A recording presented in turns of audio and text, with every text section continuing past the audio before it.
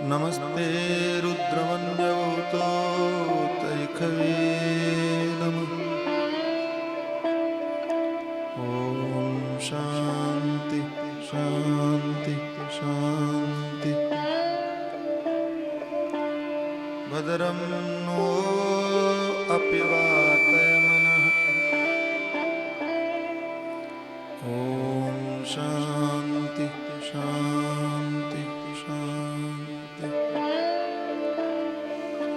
आनन्दमानन्दकरं प्रसन्नं ज्ञानस्वरूपं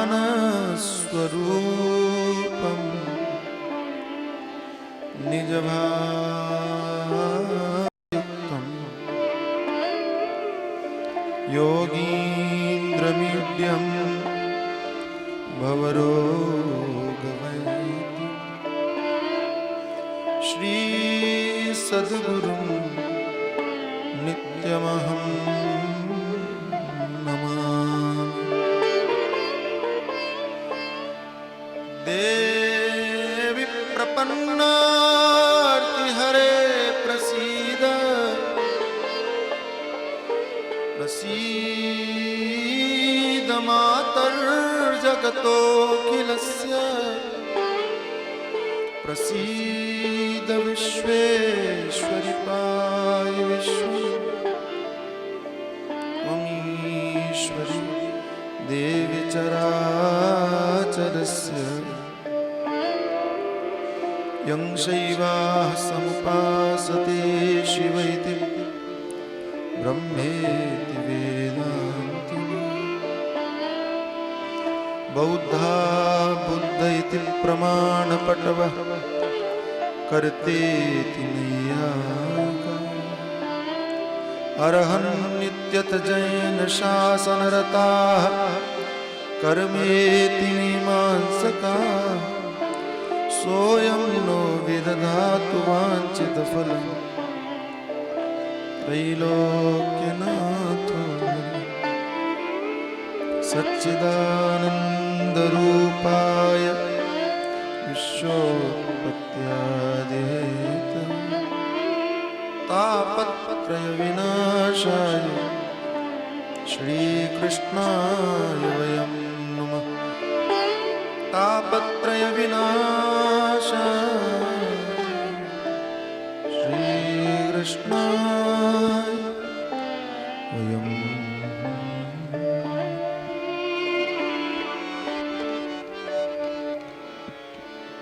आइए सभी लोग प्रेम पूर्वक भगवान के पावन नाम का गान करें। शिवाय नमः।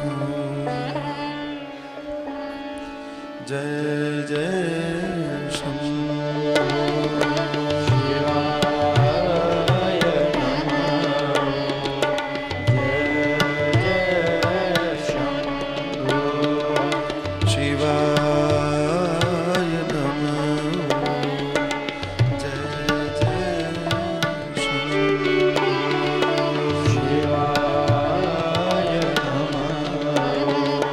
जय जय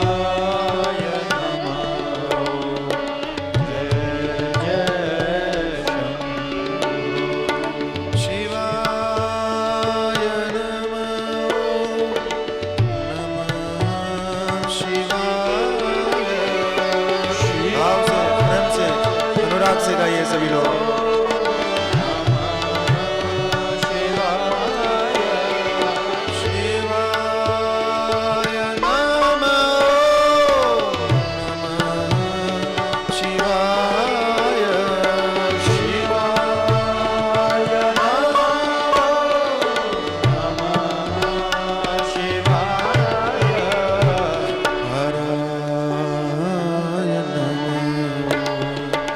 जय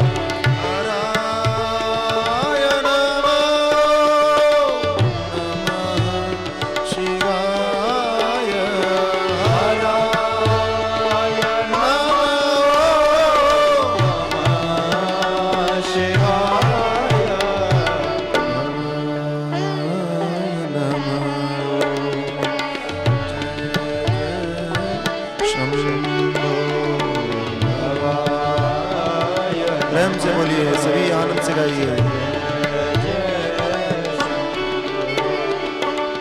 भवाय नमः जय जय शंभो।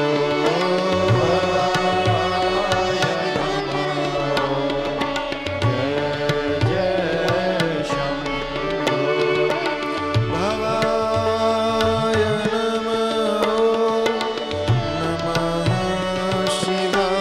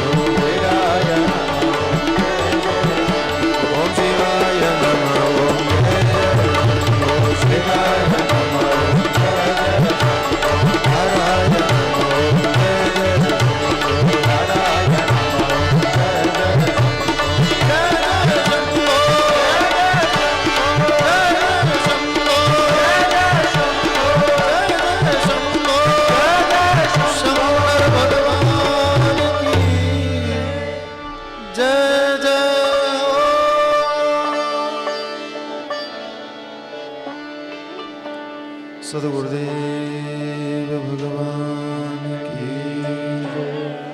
सच्चिदानंद भगवान की जय।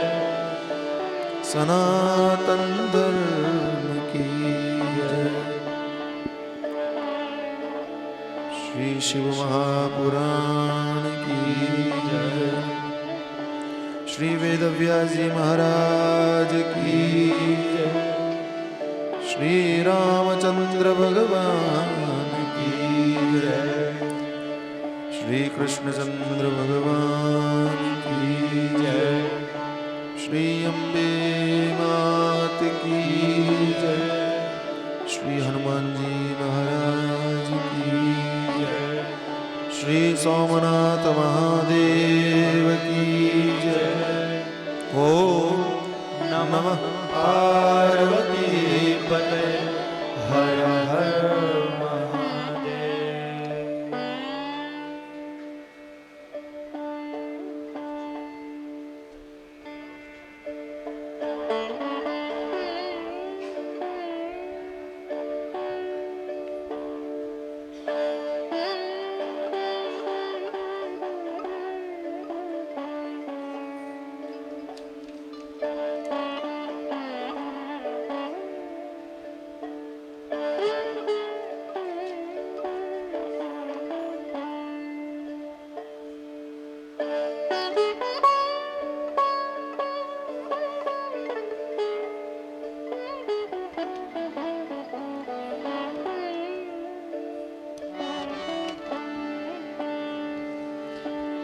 यौ त्वया मायया ख्यातौ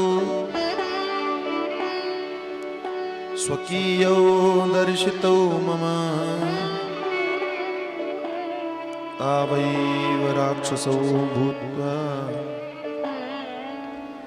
भार्यां तव हरिष्यतः त्वं चापि भार्या दुःखार्तो वने कपि सहायवान् भ्रम सर्वेश्वरेणायं यस्ते शिष्यत्वमागतः।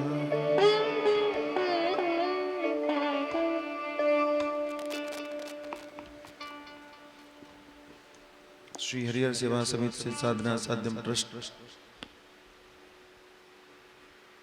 के द्वारा तीर्थ कथा के अंतर्गत पवित्र सोमनाथ धाम में हमारी प्यारी बिटिया शीनी सोनी के सर्वोभ्युदय के निमित्त आप लोग श्री शिव महापुराण श्रवण कर रहे हैं। कल आपने जालंधर और शंखचूड़ दैत्य की कथा सुनी। शंखचूड़ का वध करने के लिए भी भगवान नारायण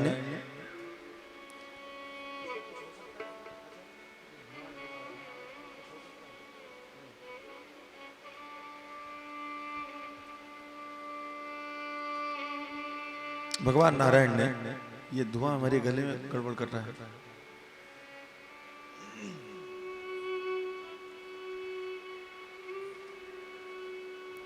पातिव्रत भंग किया,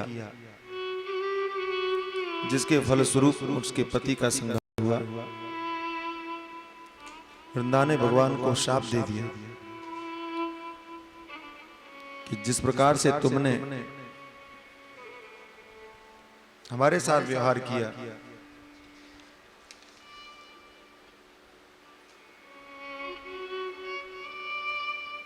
उसी तरह तुम भी पत्थर हो जाओ, शिला हो जाओ, ऐसा शाप दिया। कल मैं चर्चा कर रहा था और आज आपको कहता हूं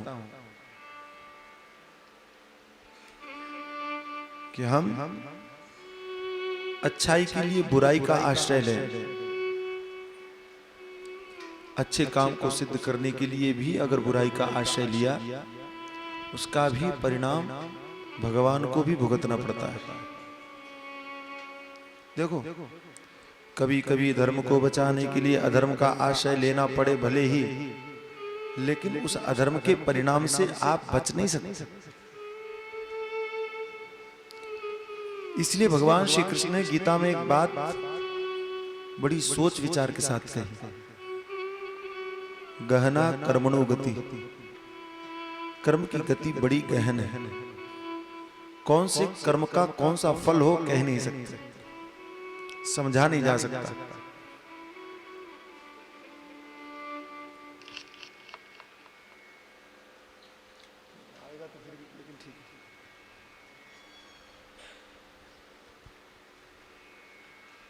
मैं हमेशा से ऐसा मानता हूं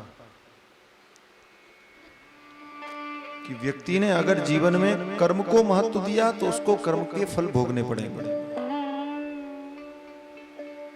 लेकिन व्यक्ति ने अगर जीवन में विवेक को महत्व दिया, अध्यात्म को महत्व दिया, भगवान को महत्व दिया, तो शरीर के द्वारा किए हुए कर्म उसको नहीं भुगतने पड़ेंगे।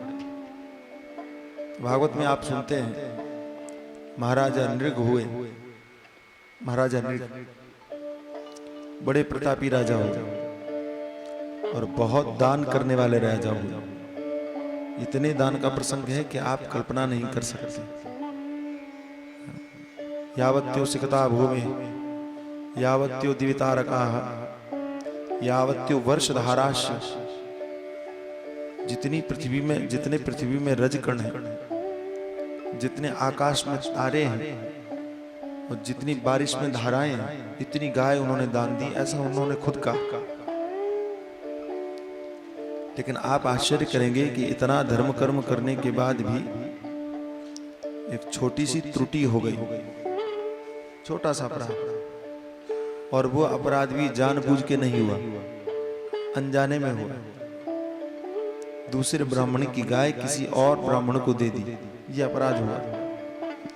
इस अपराध के फलस्वरूप उनको गिरगिट बनना पड़ा। गिरगिट, काची को क्या बोलते हैं हम, वो बनना पड़ा। विचार करने योग्य बात है, समझने योग्य बात है कि इतना किया हुआ धर्म व्यर्थ गया, इतना पुण्य किया था उसका कोई अर्थ नहीं रहा। तो कहा नहीं, उन्होंने सिर्फ कर्म को महत्व दिया, सिर्फ फलाभिलाषा को महत्व दिया। कर्म के फल में वृत्ति रही कि ये हम कर्म कर रहे हैं, इसके बदले में हमको ये प्राप्त हो, यही मन में सोच करके रहे। इसलिए उनको छोटा सा जो अपराध था उसके परिणाम स्वरूप भी उनको कष्ट भोगना पड़ा। और यही अगर वो ज्ञानी होकर आत्मचिंतन करते हुए शरीर से होने वाले कर्म को अपना कर्म नहीं मानते, कर्ता अपने का अभिमान छोड़कर के कर्म करते, तो शरीर से कुछ भी कर्म हो, भगवान ने गीता में कहा ब्रह्मण्यादाय कर्माणि संगम त्यक्त्वा करोति यः लिप्यते न पापेन पद्मपत्रमिवाम्भसा।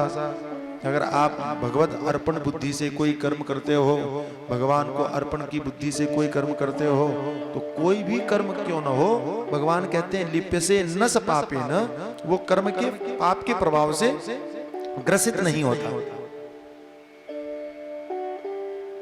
मैं छोटा था, मैंने गुरुजी से पूछा, भगवान कहते हैं कि आप कोई भी कर्म करो और हमें अर्पित कर दो, तो उसका फल आपको नहीं भोगना पड़ेगा, ये सही है? गुरुजी ने कहा बिल्कुल सही है। तो हमने कहा ये तो बहुत बढ़िया होगी बात कि कोई भी आदमी पाप कर्म करेगा, कोई भी आदमी चोरी करेगा, डकैती करेगा, झूठ बोलेगा, हत्या करेगा, कोई भी अपराध करेगा, वो बाद में बोल देगा ब्रह्मार्पणम कृष्णार्पणम, इसका फल आप भुगतो। ये तो आसानी नहीं, आसान है ना? हमारे गुरुदेव भगवान ने कहा नहीं नहीं, सिर्फ पाप कर्म करने वाले ऐसा करें, उसके लिए ये श्लोक नहीं है, ध्यान देना आप लोग। हाँ, उन्होंने क्या कहा? सिर्फ पाप कर्म करने वाले ऐसी चालाकी करें, उनको हक नहीं है। तो हमने कहा भगवान ने ऐसा कहीं कहा तो नहीं है कि उन लोगों की हक नहीं है। तो उन्होंने एक बात कही, विचार करने योग्य बात है, और एक बात मैं भी कहूंगा आपसे, सुनना आप। तो उन्होंने कहा कि जैसे किसी बच्चे को बाप देखता है, पिता देखता है, मुझे थोड़ी परेशानी हो रही है, आपको समझ में आ रहा है? हाँ, आराम से बोलूंगा। पिता अपने पुत्र को देखता है कि बहुत अच्छा आचरण कर रहा है, बहुत अच्छा काम कर रहा है, तो पिता प्रसन्न होने के बाद और घर की चाबी, मालिकाना हक है ना, पूरी जिम्मेदारियां बेटे को सौंपते हुए ये कहे कि बेटा मुझे तुम्हारे ऊपर पूरा भरोसा है, आज के बाद में ये चाबियां लो, ये ऑफिस संभालो, ये धंधा देखो, ये बिजनेस देखो, और साथ में ये भी कहे कि तुम्हारी जिम्मेदारी, तुम्हारी जो मर्जी आए सो करो, तुम स्वतंत्र हो। समझ में आया? पिता ऐसा कहता है कि नहीं कहता? अगर बेटा अच्छा काम करे तो उसके अच्छे काम को देख करके पिता ऐसा बोलेगा कि नहीं बोलेगा? बोलेगा। लेकिन चाबी लेने के बाद में और वही बेटा अगर गलत काम करने लगे और ऑफिस में आग लगाने लगे, कि धंधा चौपट करने लगे, तो पिता वो चाबी वापस ले लेगा कि नहीं? तो बेटा पूछे कि आपने चाबी वापस क्यों ली? आपने तो ये कहा था कि जो मर्जी आए सो करो। समझ में आया? तो जो मर्जी आए सो करो के अंतर्गत क्या ये भी था कि तुम दुकान में चाहो तो आग लगा दो? ये था? जो मर्जी आए वो करो का कहने का तात्पर्य था कि इस धंधा को बढ़ाने के लिए जो भी तुमको उचित लगे वो करो, बिगाड़ने के लिए नहीं। ऐसे ही हमारे गुरुदेव भगवान ने कहा कि हमारे भगवान ने ये कहा कि तुम कोई भी कर्म अर्पित कर दो तो तुमको बंधन नहीं होगा। इस प्रकार से भगवान ने ये कहा कि कोई भी अच्छे कर्म करो, बुरे कर्मों की बात यहाँ नहीं है। और अगर बुरे कर्मों को अर्पित करने के फलस्वरूप चालाकी करने की कोशिश करेगा तो भगवान ने जो अधिकार दिया था वो अधिकार वापस भी ले लेगा। एक बात, दूसरी बात और समझो, ये तो हमारे गुरु महाराज ने कही। अब मैं जो कहता हूँ वो भी सुनो।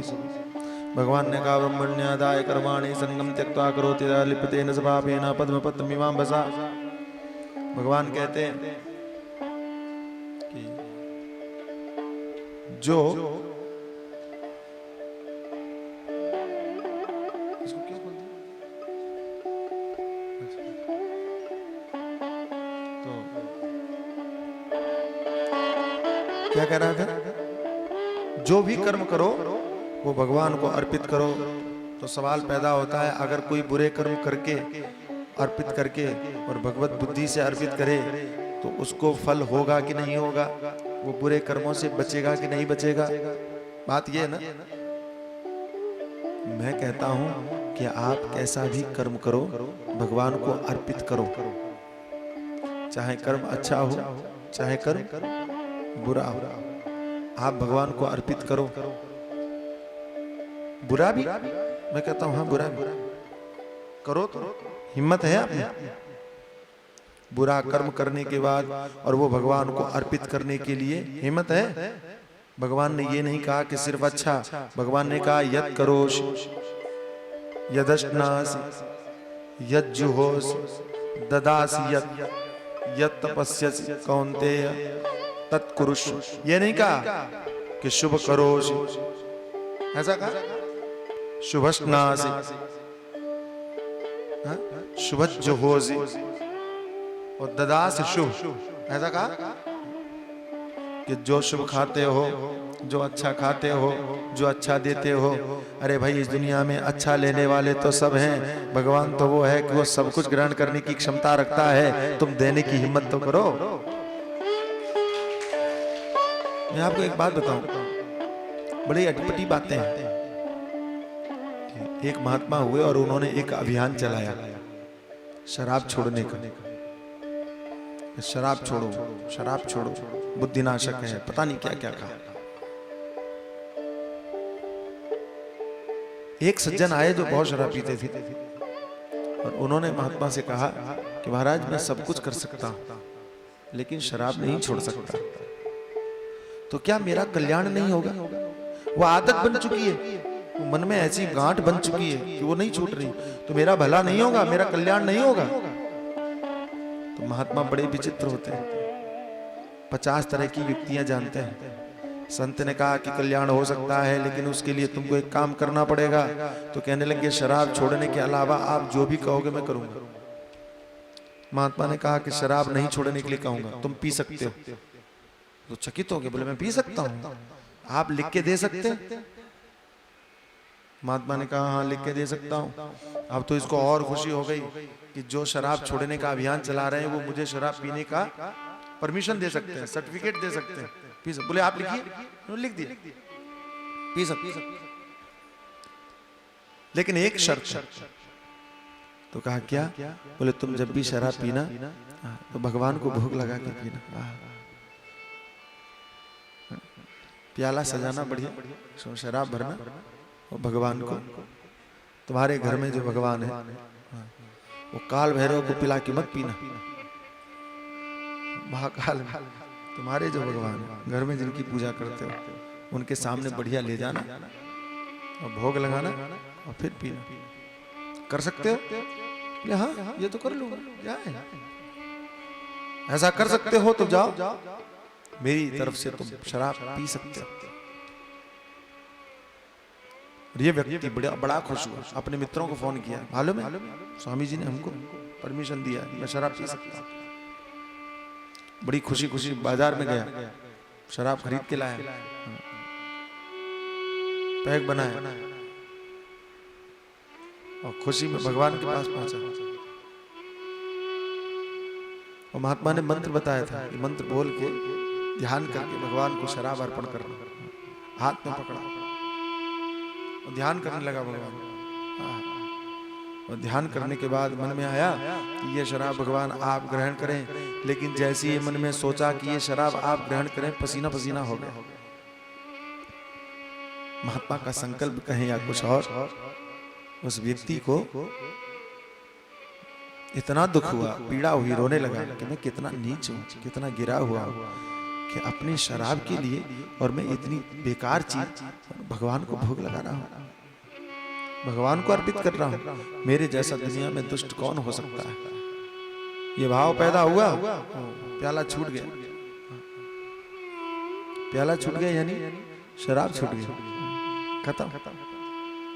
मैं हमेशा कहता हूं शास्त्र का उद्देश्य एक ही है कि आप भगवान का भजन करें। शास्त्र का उद्देश्य आप भगवान का चिंतन कर रहे हैं। कैसे करें? आप कुछ भी खा रहे हैं, आप भगवान को भोग लगा के खाओ। मैं तो कहता हूं खा रहे हो, भगवान को भोग लगा के खाओ। हिम्मत है, करो। एक सज्जन बोले, कहने लगे लहसुन प्याज का तो भगवान को भोग नहीं लगता है। हमने कहा नहीं लगता है, तो कहा हम तो महाराज वही खाते हैं, तो हम भगवान को भोग कैसे लगाएं? हमने कहा जरूर लगाओ, मंदिर में मत लगाओ, लेकिन जब आप खाने बैठते हो अपनी थाली के सामने तो भगवान को याद करके जरूर भोग लगाओ। कहने लगे महाराज दिल नहीं गवाही देता है कि कैसे लगाए। हमने कहा कि जो चीज आप भगवान को खिला नहीं सकते हो वो खाने की सोचते ही क्यों हो? जरूरत क्या है? क्या बिना इन चीजों के भोजन नहीं बनता है? यहाँ लहसुन प्याज पड़ता है रोज, कांदा लहसुन प्याज पड़ता है, भोजन बेकार बन रहा है। क्या परेशानी? भगवान का तात्पर्य, शास्त्रों का तात्पर्य यह है कि कर्म कोई भी हो, उस कर्म में आप भगवान को याद करें। मैंने सुना है कि रावण ने श्री जानकी जी का हरण किया, हरण करने के बाद कई तरीके से समझाने की कोशिश किया कि तुम मेरी पत्नी बन जाओ, रानी बन जाओ, पटरानी बन जाओ। श्री जानकी जी तैयार नहीं हुई। सुनने में ऐसा आता है कि ब्रह्मा जी से कहा है इसने कि आपने हमको अनेक वरदान दिए हैं, बड़ी कृपाएं की हैं,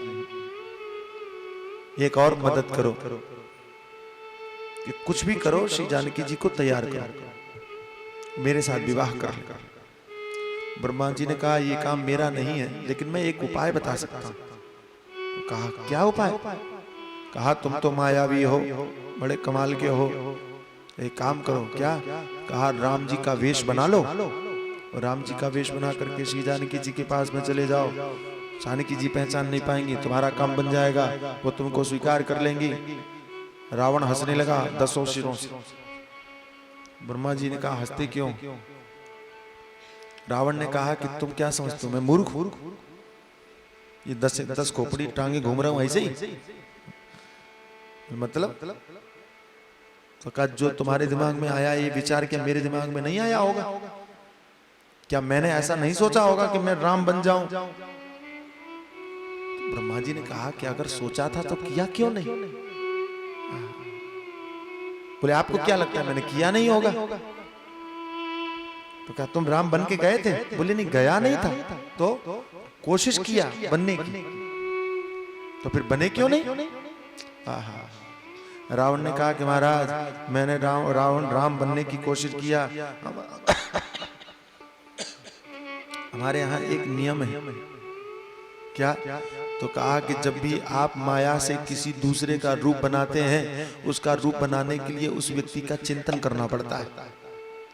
तो जब मैंने राम बनने के लिए और राम का चिंतन किया और राम बनने का संकल्प किया, तो महाराज मैं आपसे क्या कहूँ, जानकी जी की तो छोड़ो, ये दुनिया पूरी हमको धूल के समान तुच्छ नजर न आने लगी। कहीं कोई काम और मोह कहीं रह ही नहीं गया, किंचित मात्र भी नहीं रहा। तो राम बन करके वो काम नहीं हो सकता जो मैं रावण बन करके कर सकता हूँ। बात आई समझ? शास्त्र का उद्देश्य प्रत्येक कर्म के साथ परमात्मा स्मरण कराने से है। और शास्त्र ये जानते हैं, संत ये जानते हैं कि आप कर्म करते समय अगर भगवान का स्मरण कर ले गए तो सारी बुरी आदतें छुड़वाने की तो जिम्मेदारी भगवान की है, तुम्हारी नहीं है। तुम तो सिर्फ भगवान को याद करो। परमात्मा चिंतन करना आपका कर्तव्य होना चाहिए। और मैं ये भी कहता हूं कि वो भगवान का स्मरण आप कैसे करते हो यह आपके गुरु के ऊपर निर्भर है, आपकी अनुकूलता पर निर्भर है। शर्त यह नहीं है कि यही ऐसे ही भगवान का भजन करो। दुनिया में शायद ही कोई ऐसा धर्म हो जो परमात्मा से जोड़ने के लिए आपको इतनी आजादी देता हो, इतनी स्वतंत्रता देता हो। आप राम राम कहो चलेगा, आप कृष्ण कृष्ण कहो चलेगा, आप शिव शिव कहो वो भी चलेगा, है ना। और शिव में भी आप जय महाकाल कहो तो भी चलेगा, और जय सोमनाथ कहो तो भी चलेगा। कुछ भी कहो, लेकिन भगवान को याद करो। कैसे भी करो, लेकिन भगवान का स्मरण करो। कुछ भी बोलो, लेकिन भगवान का नाम बोलो। जब करो जो भी करो, अर्पण करो भगवान को। सदा कर दो सब समर्पण, त्याग कर अभिमान को। कोई बात नहीं है कि आप क्या कर रहे हैं, महत्वपूर्ण ये नहीं है, लेकिन शरीर के द्वारा कुछ न कुछ हो रहा है। हम रोज क्या बोलते हैं, कायेन वाचा मनसेन्द्रियैर्वा बुद्ध्यात्मना वा प्रकृतिर्स्वभावात् करोति यदि यत् सकलम परस्मै नारायणायेति समर्पयेत्। तो भगवान क्या कहते हैं, भागवतकार क्या कहते हैं, कायेन वाचा मनस, जो कुछ भी शरीर के द्वारा जो भी हो रहा है, जो भी हो रहा है, वहां ये नहीं है कि पूजा हो रही है कि पाठ हो रहा है ना, जो भी हो रहा है। मान लीजिए कि धोखे से आपने किसी को थप्पड़ मार दिया, ये क्रिया हुई ना, आप जरूर बोल दीजिए ब्रह्मार्पणम कृष्णार्पणम। हो सकता है कि थप्पड़ मारने की क्रिया के बदले में बोला हुआ ब्रह्मार्पणम कृष्णार्पणम आपकी बुद्धि को इतना सुधार दे कि अगली बार आपका हाथ ही ना उठे।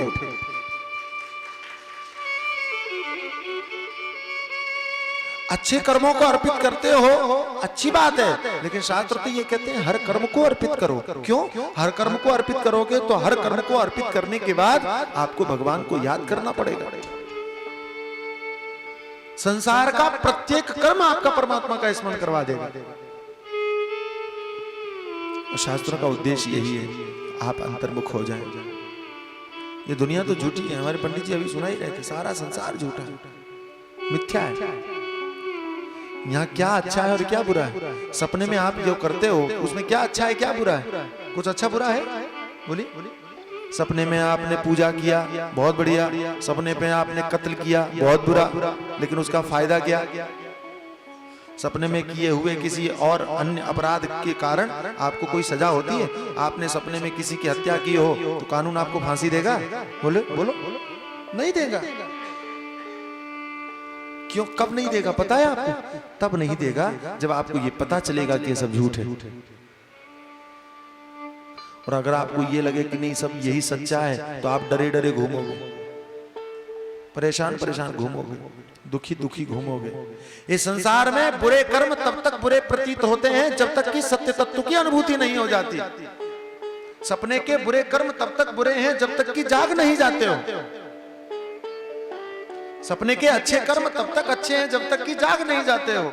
ऐसे संसार के अच्छे बुरे कर्म तब तक हैं जब तक कि जाग नहीं जाते हो। और जहां मूल परमात्मा चिंतन है, जहां मूल भगवान से जुड़ना है, वहां फिर कुछ भी महत्वपूर्ण नहीं।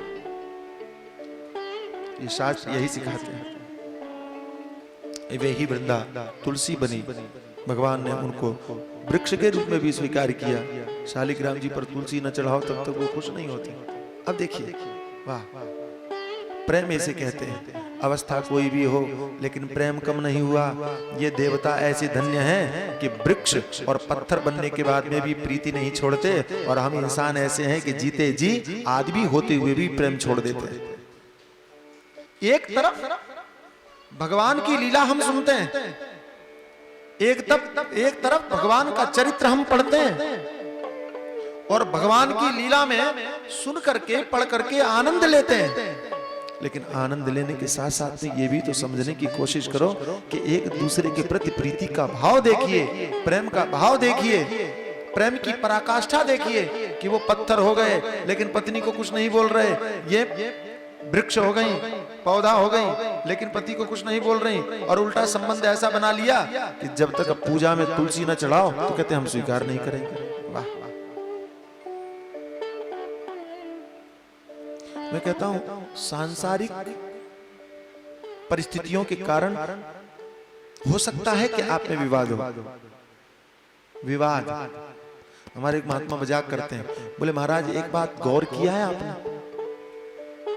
मैंने कहा कौन सी? तो कहा विवाह और विवाद में ज्यादा फर्क नहीं है।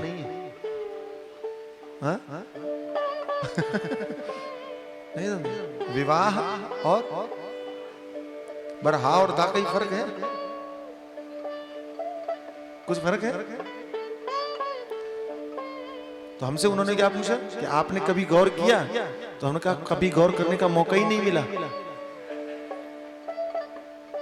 तो बोले मैं आपको एक बात बताऊं। मैंने कहा क्या? बोले विवाह करने का मतलब ही है कि आप विवाद की शुरुआत कर रहे हो। हमारी सिन्नी भी शुरुआत करने वाली है।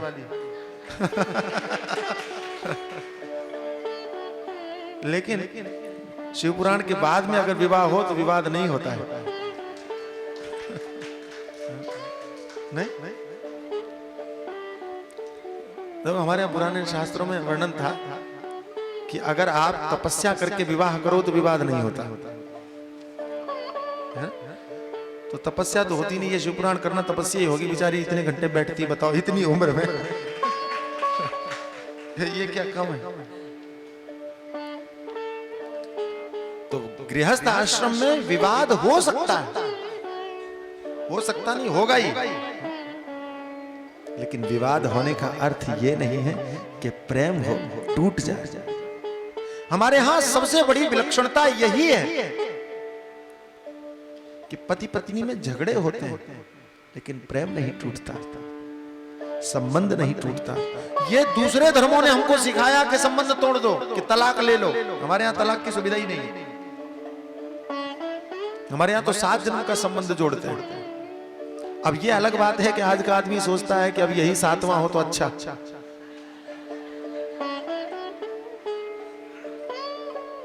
लेकिन शास्त्र की दृष्टि तो यही है, इसीलिए 7 चक्कर लगवाते हैं, कहते हैं 7 परिक्रमा।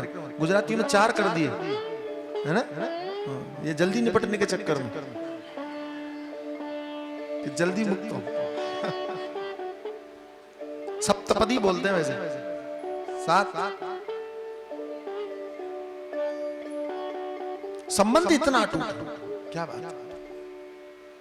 तो भगवान की इस लीला से हमको यह सीखना चाहिए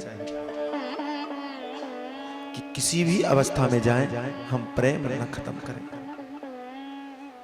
मैंने कई ग्रंथों को पढ़ने का प्रयास किया गुरुजनों की कृपा से, कई ग्रंथों की कथा करने का प्रयास किया, अनेक प्रवचन किए।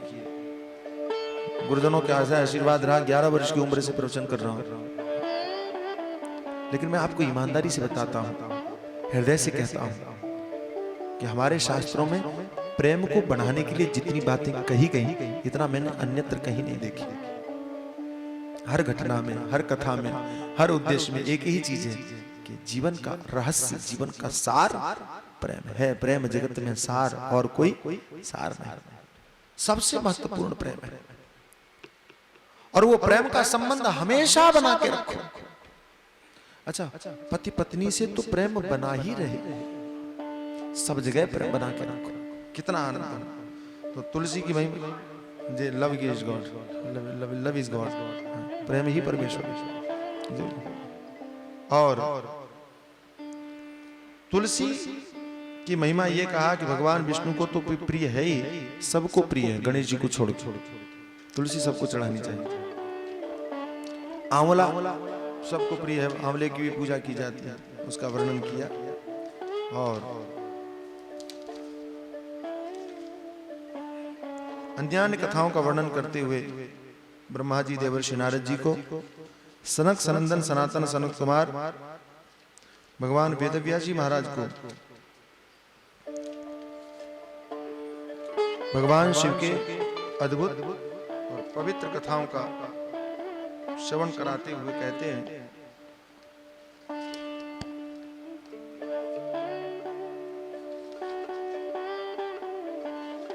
एक मिनट,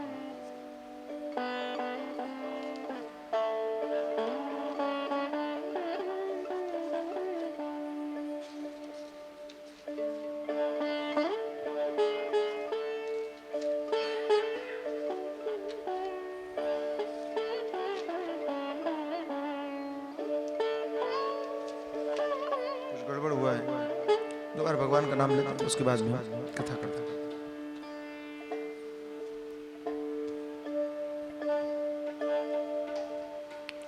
भगवान से यही सदैव प्रार्थना हो कि जीवन में प्रेम भी हो, अनुराग भी हो। और एक बात बताएं आपको कि वही वाली बात कि आप सबसे प्रेम करो, ठीक है? अच्छा एक बात बताइए, एक से प्रेम करना सरल है या सबसे प्रेम करना सरल है? हाँ? हाँ, सोच के बोलो जरा, सबसे प्रेम करना सरल है या एक से प्रेम करना सरल है?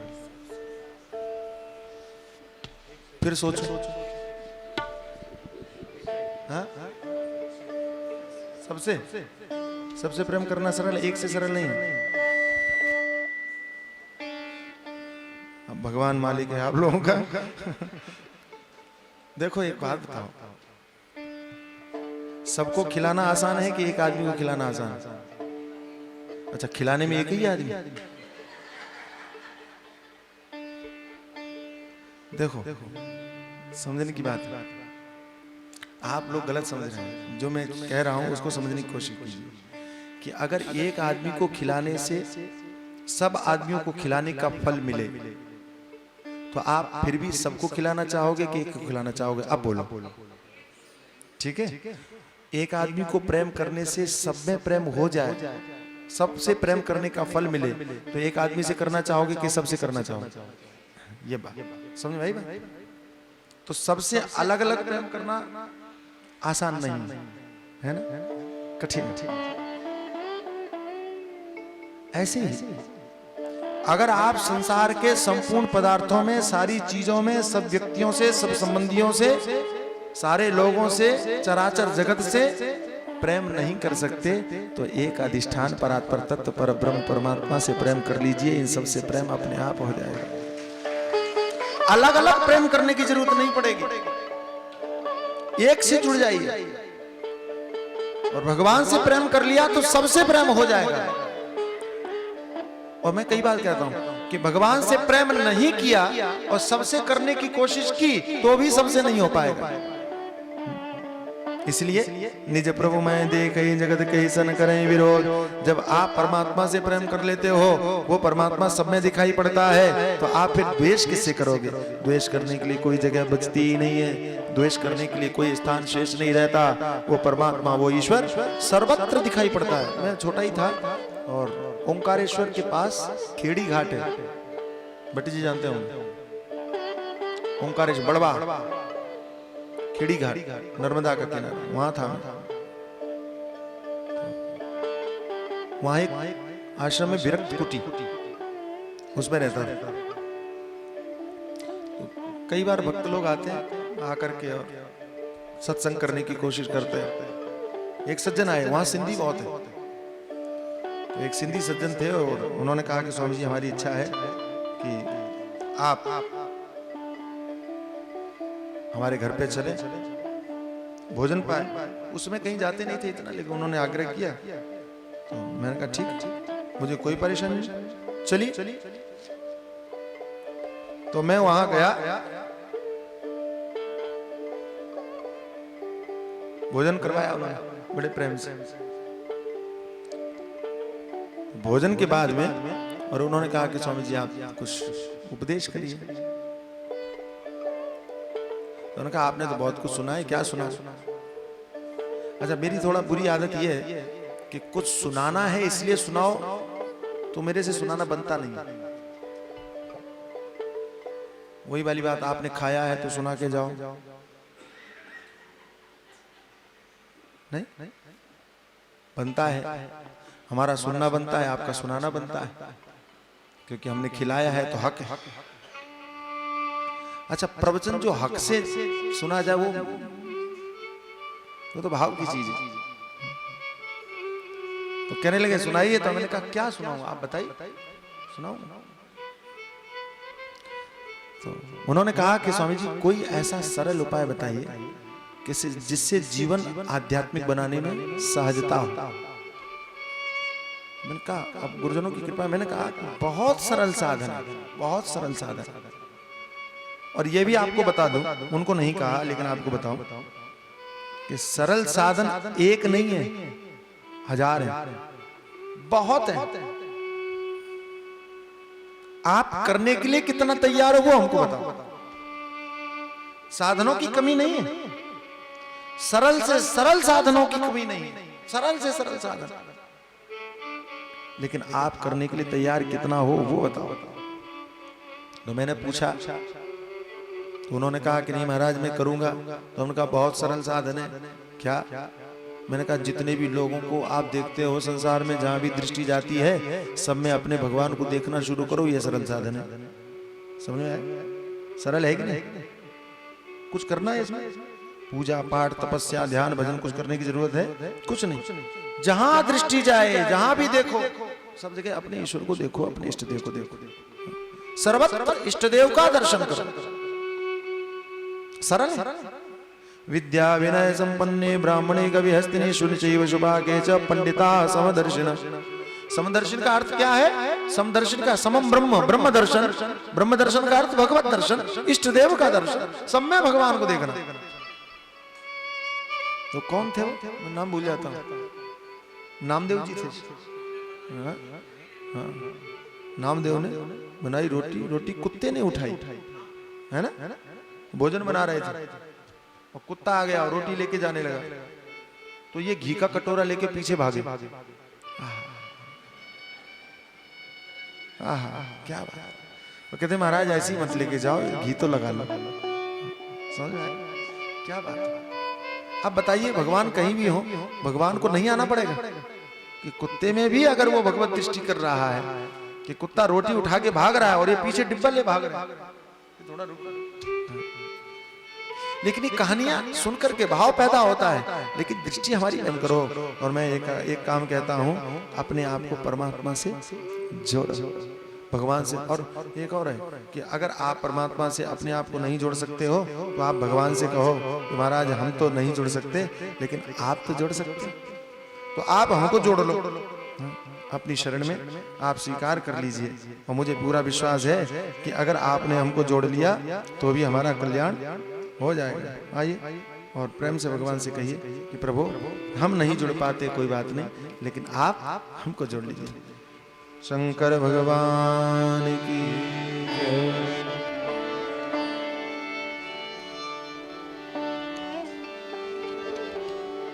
139 बड़ा प्रिय भजन है, शब्द बहुत अच्छे हैं, बहुत अच्छे। इस दिल में बसाने को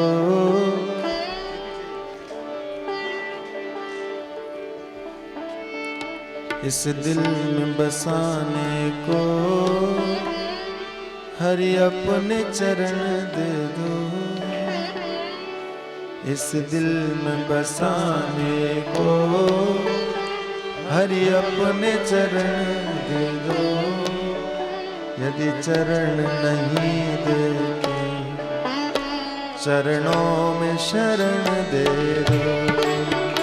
यदि चरण नहीं देते चरणों में शरण दे दो। इस दिल में बसाने को हरि अपने चरण दे दो। इस दिल में बसाने को हरि अपने चरण दे दो। यदि चरण नहीं देते चरणों में शरण दे दो। इस दिल में बसाने को हरि अपने चरण दे दो। यदि चरण नहीं देते चरणों में शरण दे दो।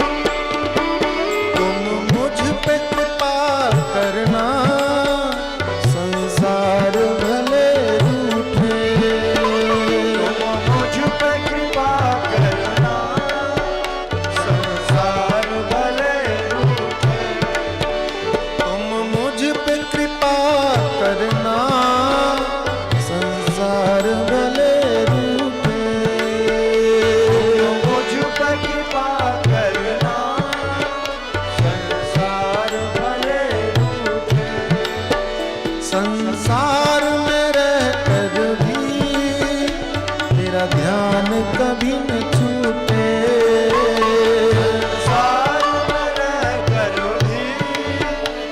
तेरा ध्यान कभी न छूटे, तेरा ध्यान कभी न छूटे, तेरा ध्यान कभी न छूटे। चरणों में ही जीवन दो, चरणों में मरण दे दो, चरणों में ही जीवन दो, चरणों में मरण दे दो। यदि चरण नहीं देते, चरणों में शरण दे दो, चरणों में ही जीवन दो, चरणों में मरण दे दो। शरण नहीं देते, चरणों में शरण दे दो।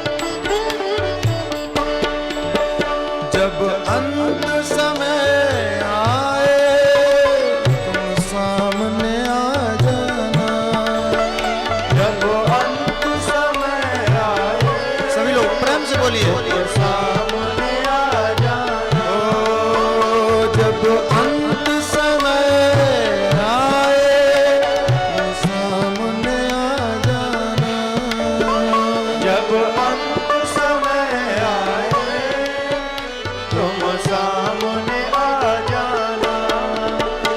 संग हो राधा रानी, यूं दर्श दिखा जाना, संग हो राधा रानी, यूं दर्श दिखा जाना, यूं दर्श दिखा जाना, यूं दर्श दिखा जाना।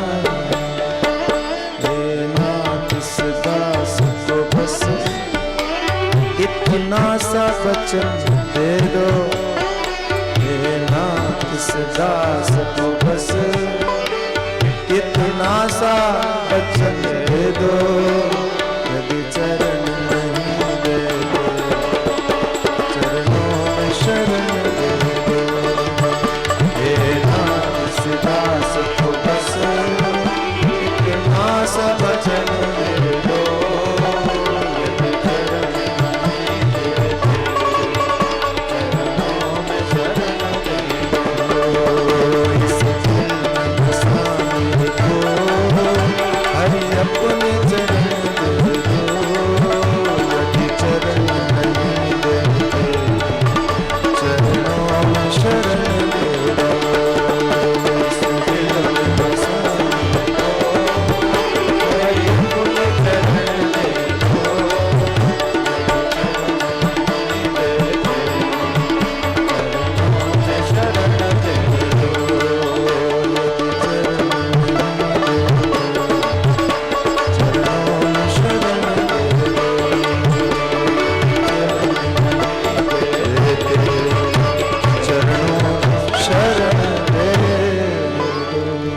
श्री सोमनाथ महादेव की जय। इसके बाद शतरुद्र संहिता आती है, उसमें उससे पहले उषा चरित्र जो गुजरातियों में ऊखा हरण के नाम से बड़ा प्रसिद्ध है।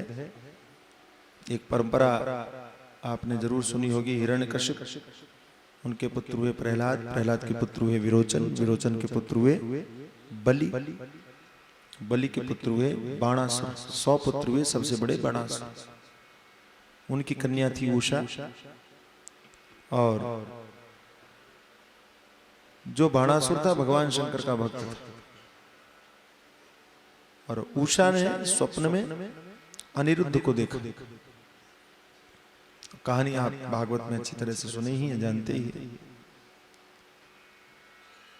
उसकी जो सहेली चित्रलेखा योगिनी भी थी, कुम्भांड की पुत्री, मंत्री था कुम्भांड, उसकी पुत्री चित्रलेखा अपनी योग की विद्या से अनिरुद्ध का हरण करके लाई।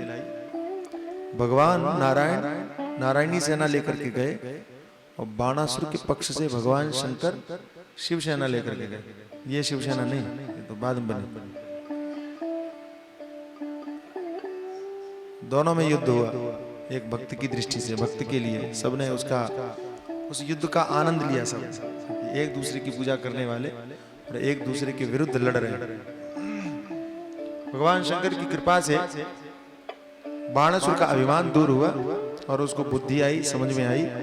इस कथा का वर्णन भागवत में ब्रह्मा जी ने नारद जी से किया।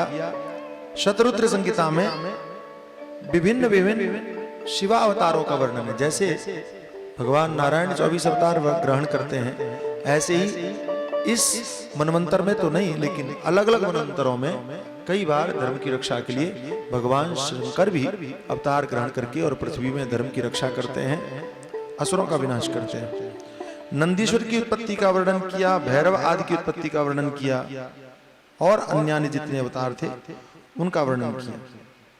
कथा के क्रम में समुद्र मंथन का वर्णन हुआ देवता और दैत्यों के बीच में। तो समुद्र मंथन के समय देवताओं ने कैसे भगवान शंकर से प्रार्थना किया कि आप जहर पी लो, और परम कृपालु परम दयालु भगवान।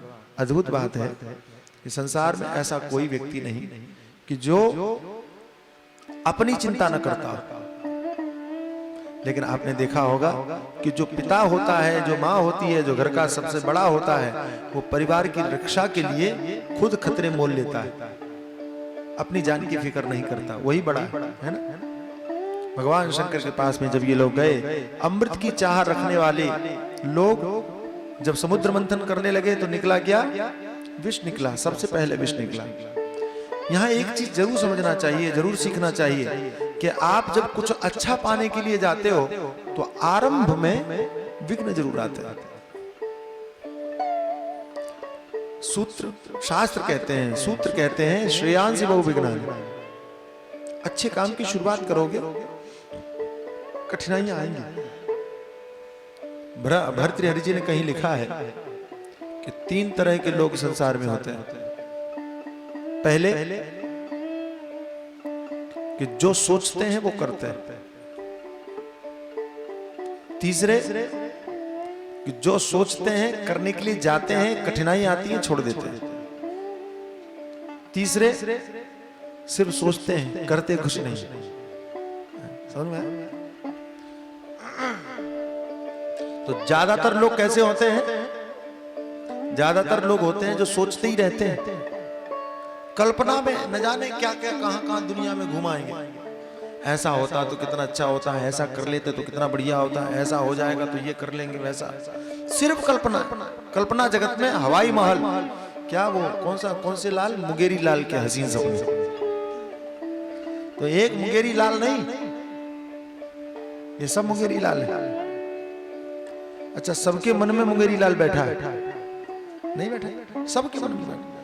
लेकिन जैसे ही उसका सपना खुलता है तो मालूम पड़ता है जो कुछ बचा था वो भी गया। जो खाने के लिए उसने सत्तू इकट्ठा किया था, उसमें मारी लात, तो वो भी खत्म हो गया। सुना है, कहानी सुना है ना आप? नहीं जानते? मुंगेरी लाल के हसीन सपने जानते? कहानी सुनी है ना? तो मारो लात, खत्म, सब खत्म हो गया। तो सिर्फ कल्पना जगत में मत जीवित रहो, वास्तविक धरातल पर सोचो। दूसरे लोग सोचते हैं, करने भी जाते हैं। अब बहुत हो गया, अब चलो करते हैं। लेकिन करने जैसे ही जाते हैं तो कठिनाइयां आती हैं, तो कहते हैं छोड़ो यार, बहुत हो गया, जाने दो। अच्छा, उनसे कहो कि कर क्यों नहीं रहे हो, तो ऐसा भी बोल देते हैं कि महाराज बहुत लोग हैं दुनिया में, जरूरी थोड़ी कि हम ही सफल हो। इस दृष्टि से अगर सोचने कोई व्यक्ति जाए तो फिर तो कोई पढ़ाई ही ना करे कि नंबर 1 तो 1 ही आना है, हम क्यों मेहनत करें। नहीं समझ में आया कि पूरे कॉलेज में नंबर 1 तो एक ही होगा, तो हम मेहनत क्यों करें? इस दृष्टि से तो कोई भी मेहनत नहीं करेगा, कोई भी नंबर 1 नहीं होगा।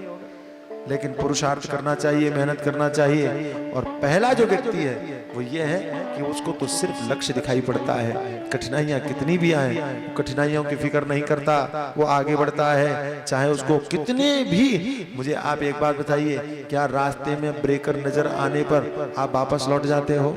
ये बताओ, बोलो। आप सफर करते हो, यात्रा करते हो, तो यात्रा के समय पर ब्रेकर जब नजर आते हैं, रास्ता खराब नजर आता है, तो क्या आप वापस घर लौट करके चले जाते हैं? नहीं नहीं, आप अपनी स्पीड कम कर लेते हैं। आप उपाय सोचते हैं कि हम आगे कैसे बढ़ें। जो ऐसा करते हैं वही समझदार कहलाते हैं। कई बार तो ऐसा होता है कि जिस रास्ते पर आप जा रहे हो और पुल ही टूट गया। एक बार हम लोग जा रहे थे नैमिषारण्य से, तिवारी जी साथ में थे, चंबल का पुल ही टूट गया। अब कैसे जाएं? तो क्या वापस चले जाएंगे? तो हम ढूंढते हैं कि रास्ता दूसरा कौन सा है, कोई विकल्प जरूर होगा। ध्यान रखना, अपने लक्ष्य की प्राप्ति के लिए विकल्प हमेशा सोच करके रखना चाहिए। ये ठीक नहीं लग रहा है, यहाँ पर परेशानी है, तो फिर वहां से चलो। लेकिन एक बात और ध्यान रखना, कठिनाइयों को देख करके बार बार विकल्प भी नहीं बदलना चाहिए। जब विकल्प बदलना जरूरी हो, जब उस रास्ते के बिना काम नहीं चले, तभी विकल्प के बारे में सोचना चाहिए। नहीं तो एक ही लक्ष्य रखना चाहिए कि हमें आगे बढ़ना है। समुद्र मंथन ने ये शिक्षा भी दिया, ये भी सिखाया और ये भी बताया कि कठिनाइयां कितनी भी आए, लेकिन उन कठिनाइयों के समय पर अगर आप उन कठिनाइयों से बचने के लिए भगवान की शरण में जाएं, तो भगवान उन कठिनाई को स्वीकार कर लेते हैं और आपको अमृत का रास्ता दिखा देता है। भगवान शंकर, देवता अमृत पान करना चाहते हैं, विष निकला, जहर निकला, सभी देवता भगवान शंकर के पास में गए, स्तुति किया, प्रार्थना किया कि महाराज आप इस जहर को पी लो। भगवान शंकर ने वो जहर पान कर लिया, विश्व की रक्षा के लिए, संसार की रक्षा के लिए पी लिया। क्या दिखाया कि जहर हमने पी लिया, अब अमृत पीने का तुम्हारा रास्ता साफ है। ऐसे ही अगर आप अपनी कठिनाइयों को भगवान के सामने कहें, अपनी परेशानियों को भगवान के सामने कहें, भगवान कहते हैं बेटा चिंता मत करो, ये परेशानी हम स्वीकार कर लेते हैं, तुम्हारी सफलता का मार्ग साफ, आगे बढ़ो।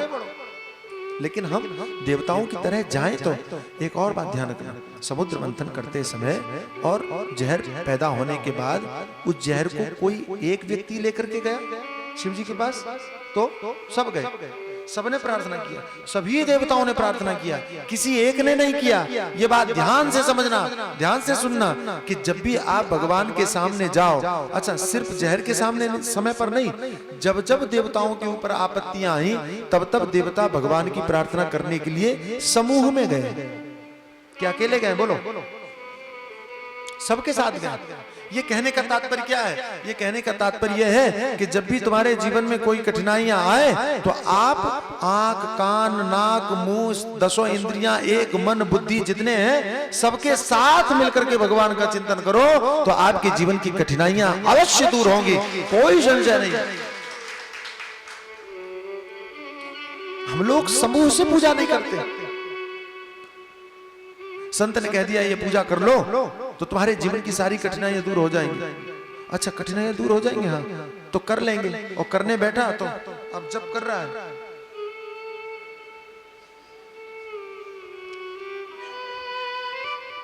ऐसे क्यों कर रहा है? अब महाराज ने कहा है करना तो पड़ेगा ही, पड़ेगा ही नहीं। आंख, कान, नाक सब जुड़े हों, पूरी वृत्तियां जुड़ी हो। समूह देवताओं का समूह क्या है? आंख के देवता सूर्य है, इस आंख के देवता चंद्र है, कि मन के देवता चंद्र है।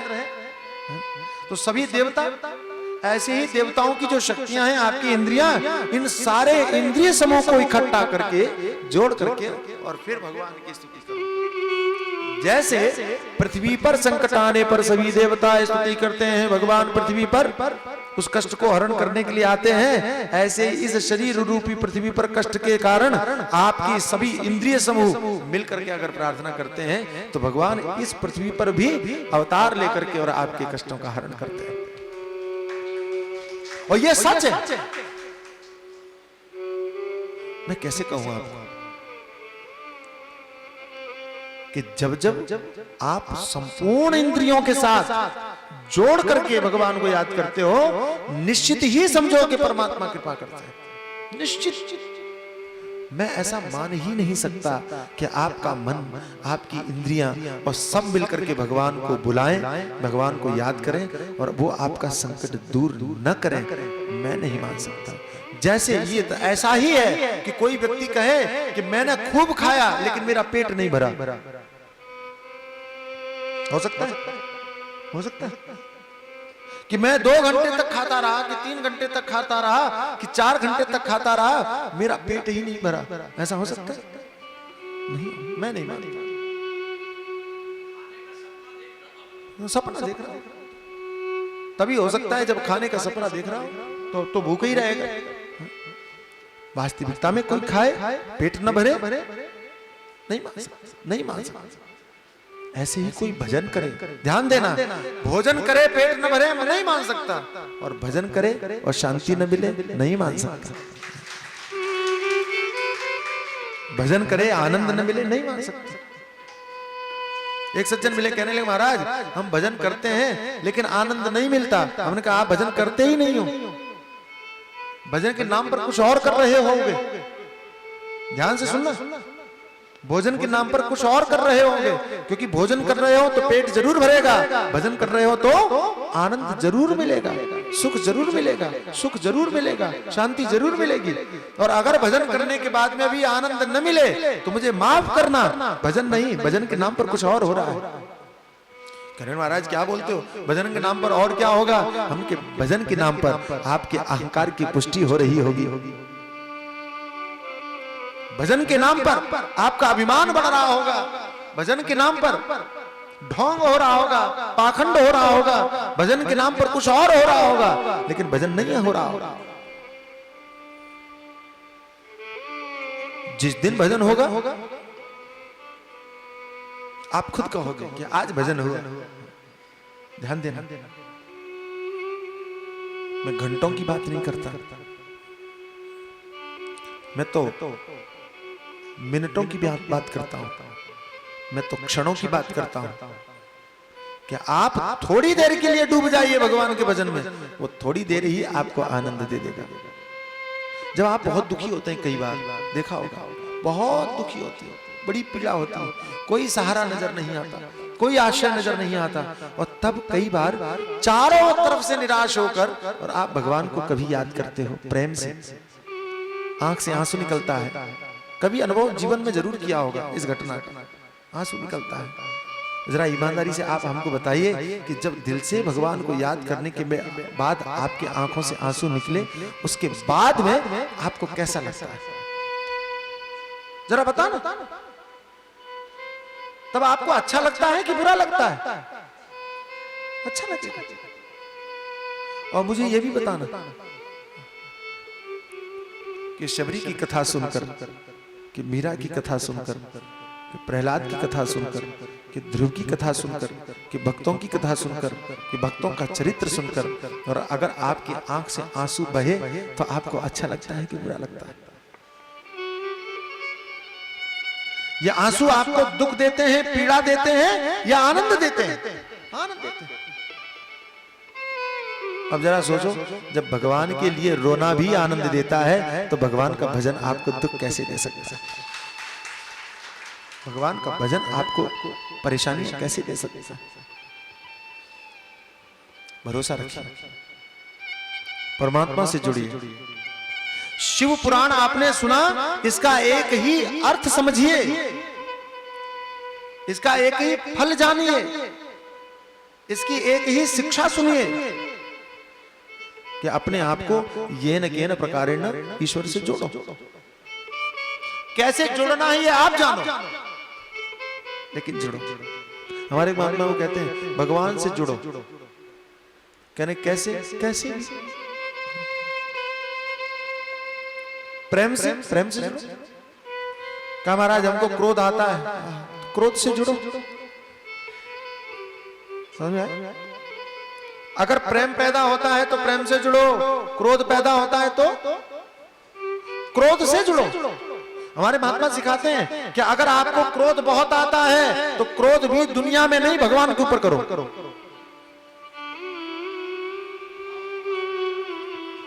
क्रोध भी आता है तो भगवान के ऊपर करो। बोले भगवान के ऊपर करो? हाँ, क्यों? भगवान के ऊपर क्रोध करोगे तो क्रोध भी आपकी भक्ति बन जाएगा, क्रोध भी आपको ईश्वर से जुड़ाने वाला बन जाएगा। आप क्रोध करो।